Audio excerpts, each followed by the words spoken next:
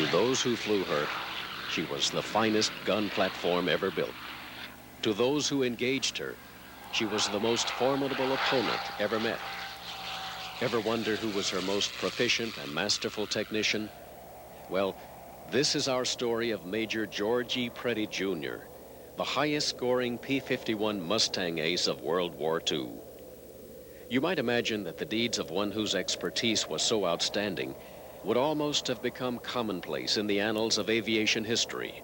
But this is not the case, for only in recent years have the facts of this outstanding fighter pilot come to light. Now the story of Major George E. Preddy, Jr., the Mustang ace, can be told by those who grew up with him and flew with him. George Preddy was born in Greensboro, North Carolina, on February 5th, 1919, the first child of 4 by George and Clara Preddy. Early in his life, he was characterized as being a competitive intellectual. He had a great desire to excel at tennis and basketball, but carrying only 120 pounds on his 5'9" frame, had difficulty competing in the school programs. Not to be outdone, he organized his own team of buddies from the local Y and challenged the high school to a match, and they almost won. George got out of high school at age 16, which would make it about 1935. Soon thereafter, he took up flying lessons. A fellow named Bill Teague taught him to fly, and not long thereafter, they bought a Waco 10 biplane. He decided to try for the Army Air Corps.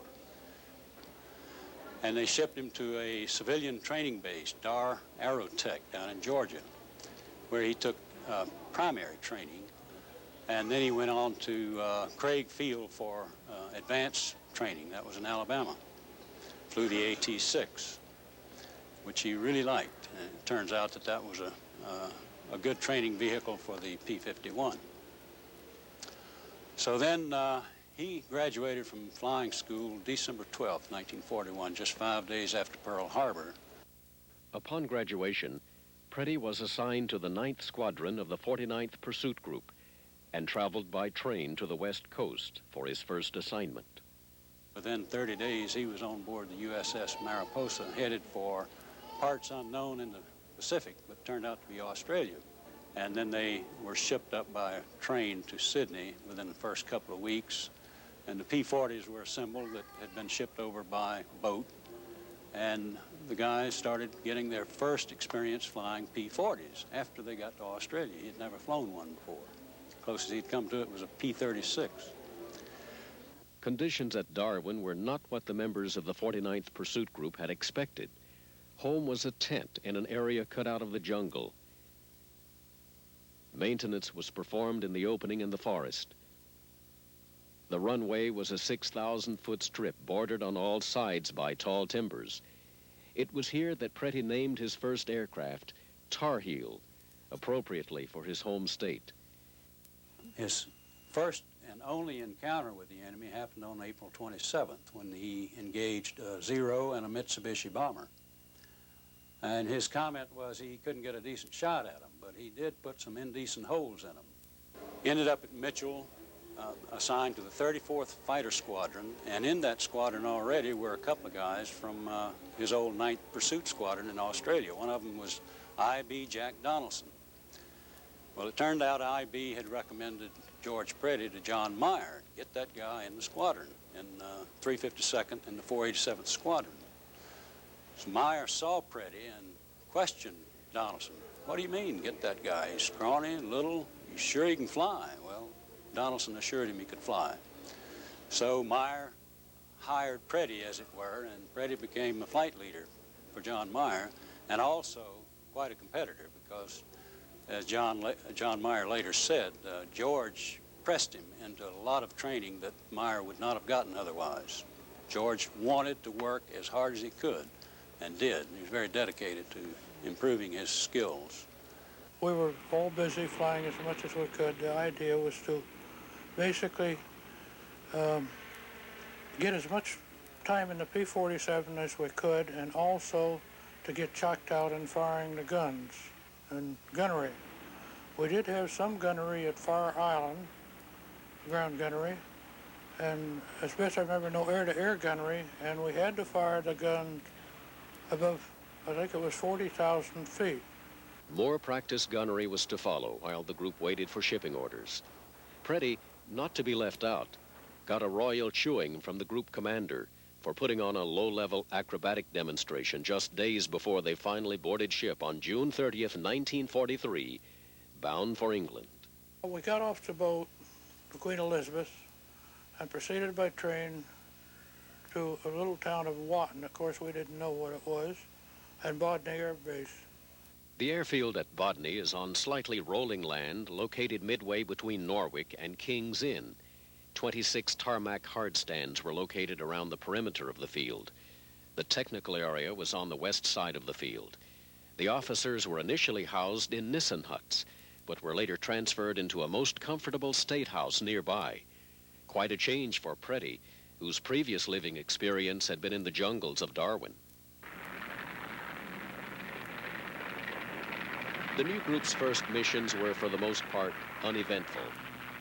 It was only proper for Major John C. Meyer, Preddy's commanding officer, to get the unit's first victory on November 26, 43. Preddy noted in his diary, "I know that my day is coming, and I am going to do everything possible to be ready when I do meet the Luftwaffe. Starting right now, I'm going to get in top physical and flying condition."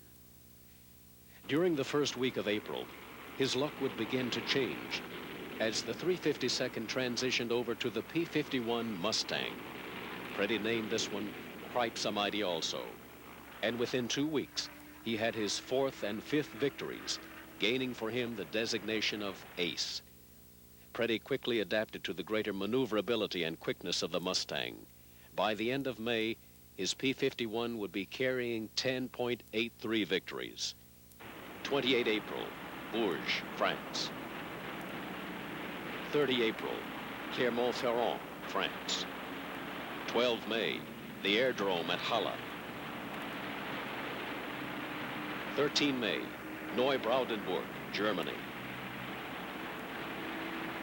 21 May, Neubrandenburg, Germany.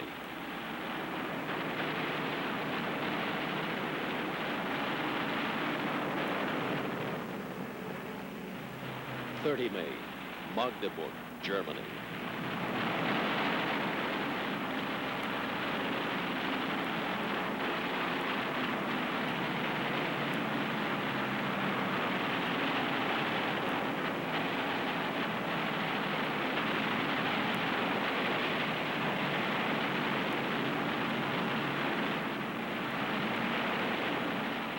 Just prior to D-Day, Preddy would receive his most famous Mustang, Cripe Some Mighty III.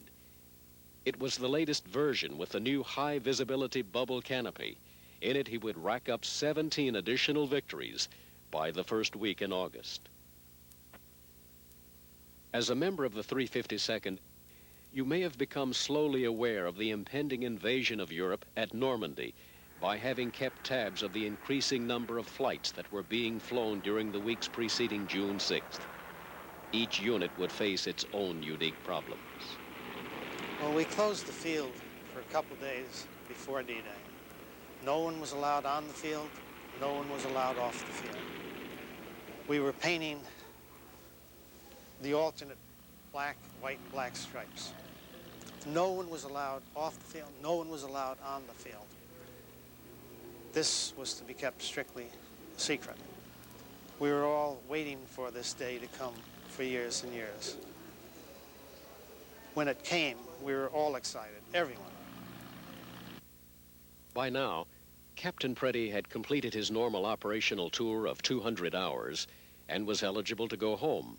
Like others, he felt that he must stay and continue in the unit's mission, the softening up of the landing area by strafing German support elements. He would christen his new 51 to action on June 6th. The 487th would fly 9 missions in 3 days. He would fly 3 of these. 5 of Preddy's pilots would be lost on these support missions. Much damage was inflicted. The Germans knew that the Allies had come to stay.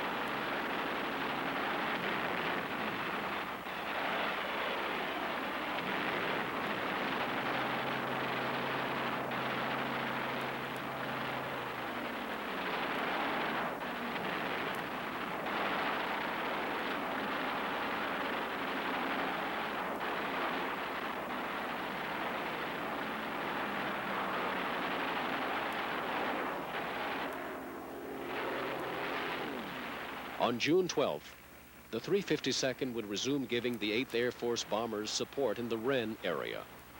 Cripes-A-Mighty would score victory number 13. The blend of the pilot and the aircraft would really come to an apex in the weeks that followed. 10 additional victories would be added to PREDDY'S record on June 20th, 21st, 29th, and July 18th.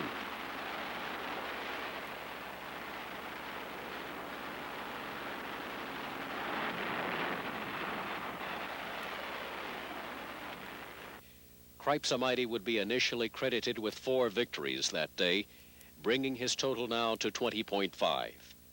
More missions were flown in July, with 2.5 additional victories being scored on the 20th on a ramrod to Germany, the 21st, an escort to Magdeburg.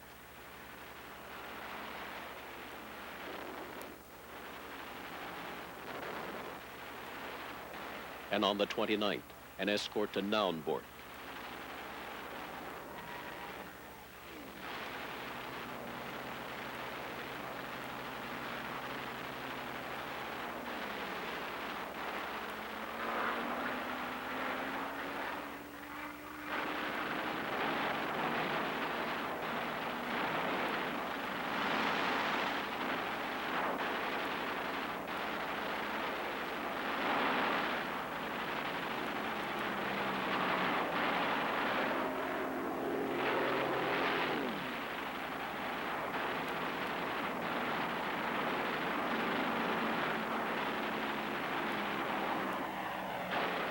The month of August would be Major George PREDDY'S month of months.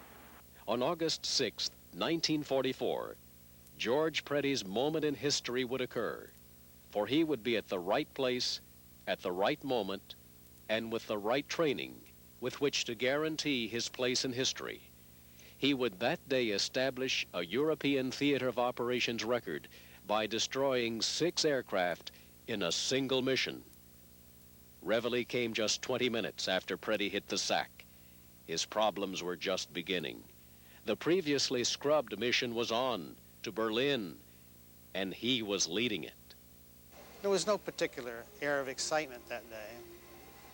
And when George took off, as usual, I waited. PREDDY, along with Lieutenants Shelton Heyer and Cy Doliak, had just spotted a flight of 30 Me-109s about to jump a third box of B-17s ahead of them at 26,000 feet. He reported, "I opened fire on one at the rear of formation from 300 yards and got hits. Score 1. Lieutenant Heyer and I drove up behind another, and I got hits in the wing roots, blazing him. He bailed out. Score 2. Heyer got one to my right. I fired on another at close range, causing him to smoke and then fall apart. Score 3. I hit another with a short burst and he blazed. Score 4. I got good bursts into another, causing him to burn and spin down. Score 5. We were now at 5,000 feet, and I was alone. I went after a single 109 before he could jump me. My initial burst was ineffective. He almost nailed me, but I outclimbed him. He stalled and fell off to the left. I dropped down astern of him. He jettisoned his canopy as I fired a short burst, getting many hits. As I pulled past, he bailed out. Score 6. I lost contact with all friendly and enemy aircraft, so headed home alone. It had all happened in less than 5 minutes. As Cripes-A-Mighty III taxied up to PREDDY'S hard stand, those present knew that both had been in mortal combat. Oil streaks ran from the bottom of the engine compartment, indicating more than usual stress on the aircraft. Pilot and ground crews gathered around and on PREDDY'S 51. Even the novice could tell that PREDDY not only was tired from the ordeal, but was still feeling the effects from the night before. However, he willingly accepted the good wishes from all present and completed the aircraft log for McVeigh. After the crowd dispersed, the squadron painter would come and add 7 more Balkan crosses to Cripes-A-Mighty. She now displayed 31 victories. For his deeds on this mission, George Ratsey PREDDY would be recommended for his nation's highest decoration, the Medal of Honor. On August 11th, an award ceremony was held for Major PREDDY at which he was presented with the nation's second highest decoration, the Distinguished Service Cross, by Brigadier General Edward W. Anderson. After an interview by William Shadell of CBS News, he was ordered to 30 days leave back in the States. After a brief stopover at the Pentagon for interviews by the press, Preddy arrived home to a hero's welcome at his hometown of Greensboro, North Carolina. A celebration was held for him at the War Memorial Stadium, where he had played tennis and run his concession stand named the Mouse Hole. The mayor provided him the opportunity of seeing how well he could handle his T-model Ford. Later in the month, he would travel to Florida to see his brother Bill, who was now finishing up his advanced training in a P-51. Finally, George got his chance to challenge Bill to a aerial dogfight. So they went up on a practice dogfight. And the result of that, other than being a lot of fun for both of them, was that George thought Bill could take on anything the Luftwaffe had to offer at that time, which really speaks highly for the training that the guys were getting towards the end of the war as compared to what they got initially. Early in October, Major Preddy would return to the ETO, where he would receive a new challenge, CO of the lowest scoring squadron of his old group, the 328th. The morale was a little bit low because the other two squadrons were doing better score-wise, and they were, I think, looking down a little bit on the 328th. In addition to new responsibility, Preddy received a new crew chief and aircraft. Preddy's pilots would take their new leader's challenge to shoot down the Hun to heart, for on November 2nd, they would set an ETO record of destroying more aircraft on one mission than any other squadron. They destroyed 24. Preddy got an ME-109, making him the highest active ace in the ETO. On November 21st, on his 132nd mission, Preddy would run his aerial victory total to 25 1/2. Poor flying weather would begin during the first week of December and continue for the next 4 weeks. On December the 16th, the Germans launched their offensive in the Ardennes. The Battle of the Bulge was on.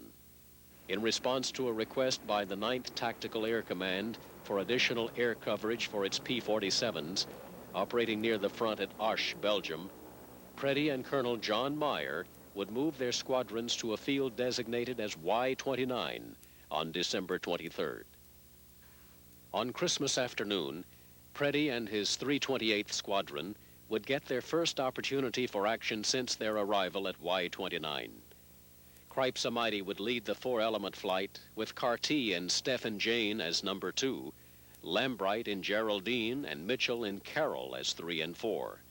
For 3 of them, it would be a Christmas they would never forget. Not far from where the aerial battles were taking place, members of the U.S. 12th Anti-Aircraft Unit were tending to the weapons, keeping watch for the Luftwaffe. Captain William S. Cross was standing by a radio at an anti-aircraft site. On Christmas morning, planes had been flying overhead all day long, since light, trying to attack ground targets beyond our units. There was very little enemy activity in our unit on that morning. We would hear the planes, but couldn't see them because they were above the overcast. From time to time, a plane would come under the overcast, would be identified, and fly off. In this case, the flash signal came that enemy aircraft were coming from the southeast. 2 planes appeared. The gunner on the quadruple 50 caliber machine guns fired a very short burst at these planes and immediately recognized then that the plane was friendly and that he had fired on a friendly plane. But unfortunately, the pilot had been hit by 50 caliber fire. And it was then that they realized, when we got the dog tags out, that it was the leading ace in the ETO, Major Preddy. You can imagine now how sorrowful. It has often been said that in measuring one's success in life, it is not how many years a person lives, but rather what is accomplished with the time he is given. If success is to be measured by decorations, George E. Preddy, Jr. was most successful. He earned the Distinguished Service Cross, Silver Star with oak leaf cluster, the Distinguished Flying Cross with 1 silver and 1 bronze oak leaf cluster, 7 air medals, Purple Heart, and the Croix de Guerre. If it is to be measured by job proficiency, 27.5 aerial victories and 5 grounds rank him the best in his aircraft, 3rd overall among all ETO aces. No one scored more aerial victories in the North American P-51 than he. He was the best he could be to his life's end. I flew George's wing numerous times. He was a quiet man, but he was a leader. He didn't seek any glory, but he deserves it.